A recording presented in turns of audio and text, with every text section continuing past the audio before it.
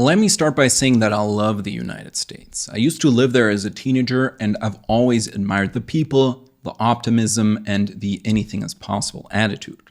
It's a country full of ambition and energy. The optimism is super contagious, the landscape is incredible, and the whole you can do anything if you try hard enough mindset was very inspiring to me. But there's one thing that's very hard to overlook, and that I want to talk about in this video: the quality of the food. When I would walk through the aisles of your average supermarket, most things just seemed a little too artificial for my taste. Bright neon cereals, cheese in a can, ultra-sweet bread, meats injected with fillers. It sometimes seemed more like a chemistry lab than a grocery store. Now feel free to disagree, but I know that many Americans often complain about this too. And when you look at health statistics, for example, the skyrocketing rates of obesity, diabetes, heart disease, then it does seem to indicate that there is something about the food system that isn't working. So what's going on? Most people will point fingers at things like weak regulations, FDA loopholes, or big corporations cutting corners to boost profits.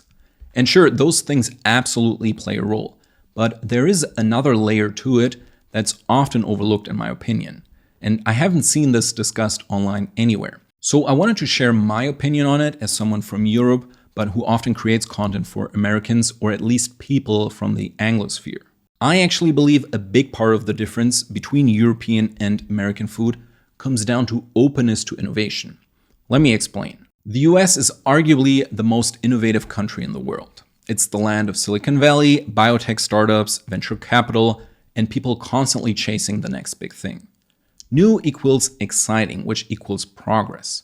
It's a mindset that has led to incredible breakthroughs in industry, technology, entertainment, and other areas.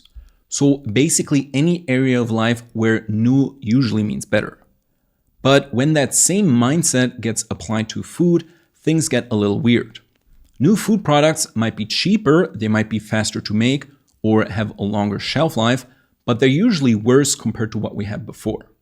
Think about some of the food upgrades that we got over the last, let's say, 70 years. Butter was swapped out for margarine, whole local produce was replaced by shelf-stable packaged goods, farms that used to grow a variety of crops started producing just one or two, using tons of fertilizer and pesticides, and then artificial sweeteners, food dyes, and preservatives became standard ingredients in almost everything from bread to salad dressing.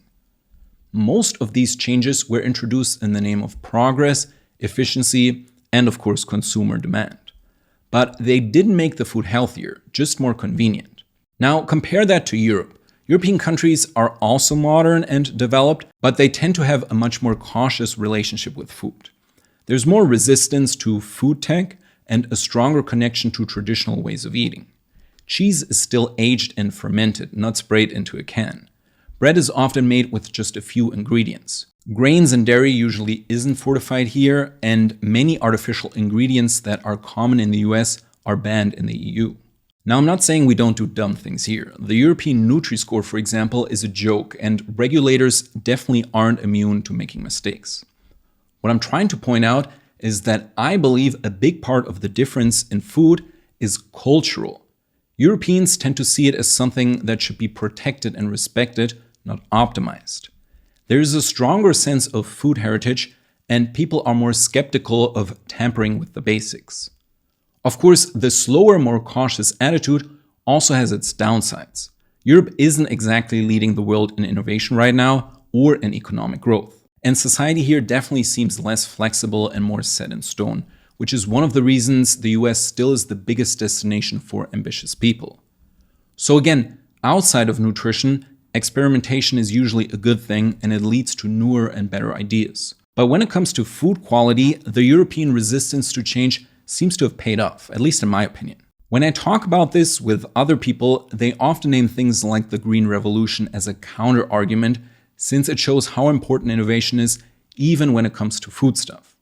This was a massive global shift in agriculture that started in the mid-20th century, where new crop varieties and chemical fertilizers helped first the US and then the rest of the world produce way more food than ever before. It definitely prevented a lot of famines and allowed our global population to grow like never before. I definitely don't want to downplay its importance, but even here there's a trade-off. The focus was on maximizing yield, so getting the most calories per acre, which means many modern crops are bred for size instead of nutrient content. For example, NPK fertilizer, which stands for nitrogen, phosphorus, and potassium, was a core component of the Green Revolution. It's optimized for rapid growth and heavy production. But it also contributed to soil degradation because repeated use will strip soil of other important micronutrients like magnesium, zinc, and selenium. The result will be crops that produce more calories but fewer nutrients per calorie. Now, I'm not the first person to point this out, and there are smart people around the world trying to deal with these problems. All I wanted to point out in this video is that theoretically, you can have the best of both worlds. You can have innovation and quality, progress and respect for tradition. But it takes awareness and maybe a little pushback against the idea that newer automatically means better, especially when it comes to what we put in our bodies every day. So whether you're in the US, Europe, or anywhere else, I think the takeaway is that you should be more intentional about what you eat.